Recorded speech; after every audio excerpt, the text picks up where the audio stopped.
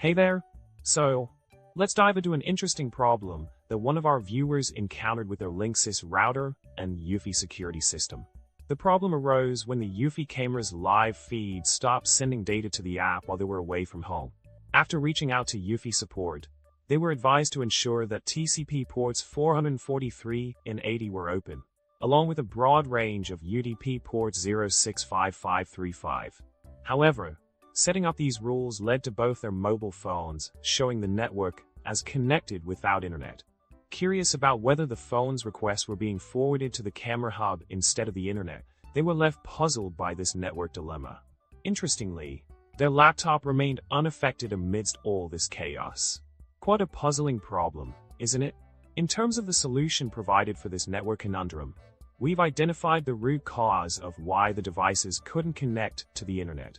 The issue lay in the fact that all incoming UDP traffic was being forwarded to the eufy camera hub, essentially blocking any device from utilizing any UDP port.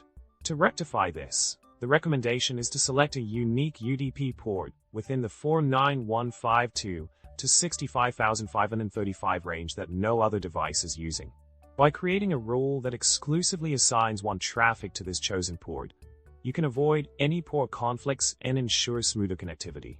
This solution aims to streamline the network setup and optimize the flow of data between devices. Well, to wrap it up, we've delved into the intriguing problem of network connectivity with a Linksys router and eufy security system.